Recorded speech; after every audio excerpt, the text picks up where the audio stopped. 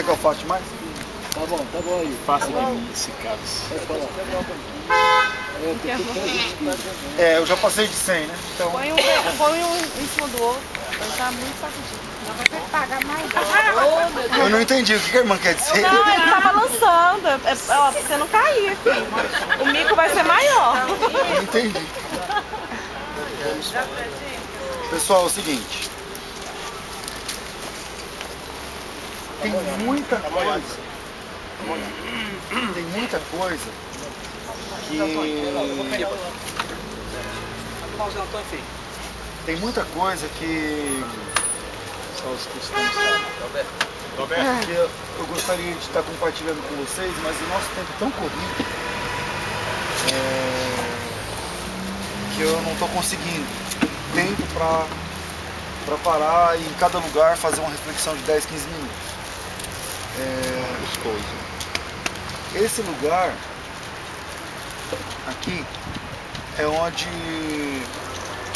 Jesus Cristo chorou, passou aquele momento de agonia, Pai, que você for passando nesse caso. Se Deus quiser eu viver, eu posso trazer uma outra palavra para vocês amanhã, nesse ponto. Mas eu acho muito importante uma explicação para vocês.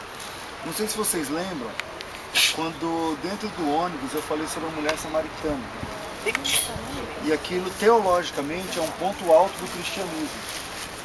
Porque a versão, a visão de Cristo do que é adorar a Deus define o culto cristão, define a vida cristã. E quando Jesus terminou de falar aquilo para aquela mulher, a mulher terminou, quem conhece o texto, a mulher terminou dizendo o seguinte: eu entendi, mas eu prefiro esperar o Messias, porque só o Messias pode fazer uma mudança tão profunda no nosso conceito de religião. E Jesus disse para ela: é verdade, só o Messias tem autoridade para fazer uma mudança com essa profundidade. Mas eu sou o Messias, dona, e já fiz essa mudança. Então, algumas vezes, tem alguns textos chaves, não apenas teologicamente, mas que são de profunda importância para o cristianismo. Muito importante. Eu vou ler um desses pilares, mas eu gostaria que você oferecesse sua atenção com qualidade, porque como a maioria de vocês está sem a Bíblia aqui agora, se você ouvir com qualidade, você vai entender com mais facilidade. O texto que eu leio é Lucas 3. Quem tiver Bíblia, acompanhe. No 15º ano do reinado de Tibério César, sendo Pôncio Pilatos governador da Judéia, Herodes tetrarca da Galileia, seu irmão Filipe tetrarca da região da Itureia e província de Traconites, sendo Lisânias tetrarca de Abilene, sendo Anás e Caifás sumos sacerdotes, veio no deserto a palavra de Deus a João, filho de Zacarias. O texto que eu li tem uma... como é que eu vou dizer? Tem uma denúncia. O Lucas é o mais... de todos os evangelistas, ele é o mais detalhista, é o mais histórico deles. E ele, o estilo do Lucas escrever, ele vai fincando estacas na história, para depois alguém pegar o texto e falar: isso aqui não aconteceu. Ele falou: opa, peraí, tem aqui o nome do rei, o ano que ele reinou, está tudo documentado. Por exemplo, se você abre em Lucas 1:5, vai falar assim: no tempo de Herodes, rei da Judéia, havia um sacerdote chamado Zacarias, da ordem de Abias. Ele não quer falar do Herodes, mas ele vai falar o seguinte: no tempo que o Herodes foi rei na Judéia, para quem falar: esse Zacarias nunca existiu. Não. Existiu um rei chamado Herodes? Não, é mais fácil, porque vocês já viram documentos já, isso lá na Cesareia Marítima. Então, na época que ele reinou na Judéia, é só procurar o livro do templo e você vai descobrir que tinha um sacerdote chamado Zacarias. Então, o estilo do Lucas escrever não tem igual entre os 4 evangelistas. Eu prefiro o evangelho de João, mas é o mais histórico, tá? Então ele vai dizer o seguinte: ele quer dar uma denúncia, mas ele está pensando o seguinte: como é que eu vou denunciar um problema dentro do judaísmo que atravesse os anos e que o pessoal não destrua isso. Eu vou colocar no Evangelho. Então ele começa dizendo o seguinte, eu vou ler de novo para ver se vocês percebem qual é a denúncia. No 15º ano do reinado de Tibério César, sendo Pôncio Pilatos governador da Judéia, Herodes tetrarca na Galiléia, seu irmão Filipe tetrarca na região da Itureia e província de Traconites, Lisânias tetrarca em Abilene, Anás e Caifás, sumos sacerdotes, veio no deserto a palavra de Deus a João Batista no deserto. Quem? Está bem disfarçado, né? A denúncia é que Anás e Caifás são sumos sacerdotes. A Morá, não sei se ela está aqui, ela mostrou o lugar onde era a casa de Caifás, lembra? Que ela falou do problema do burro. O Caifás é genro do Anás. Isso está documentado no livro dos Atos.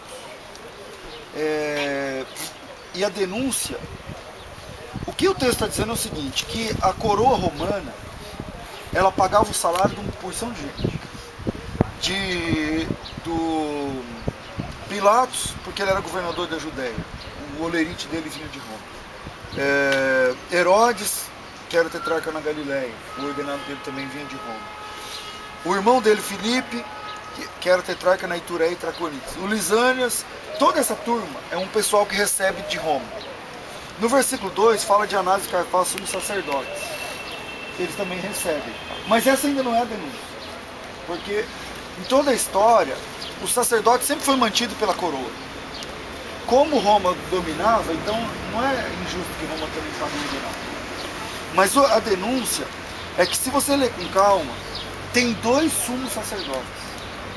Sendo Anás e Caifás sumos sacerdotes, opa, aí é uma deturpação. Porque não existe dois sumos sacerdotes, tá vendo? Vamos lá. Para ser sacerdote, é só ser da tribo de Levi. Mas para ser sumo sacerdote, tem que ser da tribo de Levi, mas da casa de Arão. Tem muitos pastores aqui, vocês sabem. E a questão é que em todo o judaísmo existem sacerdotes, mas tem um que é o sumo sacerdote. Vocês viram lá o túmulo de longe, o túmulo de Samuel. Então tem um que é sumo sacerdote. Esse ministério, ele não é passado como um cargo político, não é eleito, é chamado. E essa função dura 40 anos. Foi assim com Eli, foi assim com Samuel. Sempre tem o Eleazar, o sumo sacerdote. E o que o texto está dizendo? É que o sumo sacerdócio está corrompido. Por quê? Porque agora tem dois. Tem dois sumos sacerdotes. Então isso é uma corrupção. Está errado, é pecado. Isso é prevaricação dentro do ministério. É uma falha. E o que o texto está dizendo? Sabe quando você vai numa loja, você comprou um paletó, uma gravata, aí não serviu, não gostou, aí você vai lá fazer o quê? Trocar. Quando você chega lá, a loja está fechada e tem uma placa escrito mudamos o endereço. Aí você fala, caramba, agora eu vou ter que andar até tal rua e achar. Lucas capítulo 3 é a placa de mudamos o endereço que está no templo. Ele está dizendo o seguinte, que o ministério sacerdotal está corrompido e Deus não trabalha mais com esse pessoal. Vou ler de novo o versículo 2. Sendo Anás e Caifás sumos sacerdotes, a palavra de Deus estava com João Batista no deserto. O que é isso? Quem vestia o linho fino eram os sogro-genros, porque eles se deixaram corromper. Eles alternavam. Aí quando você vai ler no livro dos Atos, vai estar falando assim, que Ananias era sumo sacerdote naquele ano. Ou seja, o sacerdócio vai... Quanto mais você vai passando as páginas, mais corrompido vai ficando. É um negócio. Você quer ser sumo sacerdote esse ano? Então me paga e você vai ser o sumo sacerdote esse ano. Ou então você faz um arranjo com a coroa romana e você vai ser sumo sacerdote aquele ano, aquele tempo. Ou então você passa para o seu filho, ou então você passa para o seu genro. E Deus olhou para essa situação e disse, eu não falo mais através dessa gente. Os sumos sacerdotes, quem veste linho fino, a mitra, o éfode, aqueles nomes estranhos lá, as pedrarias da roupa, Quem tem o nome, quem tem a credencial, são dois caras chamados Anás e Caifás. Mas quem quiser ouvir a minha voz, procure um homem chamado João Batista, no deserto da Judéia. Ele não fica no templo. Então quem chegar no templo, à luz de Lucas capítulo 3, tem uma plaquinha escrita assim, ó, mudamos o endereço. Se vocês querem a religião, é aqui. Mas se vocês querem ouvir Deus, procurem um homem que se veste muito simples, que come muito mal. Ele fica no deserto da Judéia, lá perto de Comerão. E é lá que vocês vão ouvir a voz de Deus. O templo está condenado desde aqui.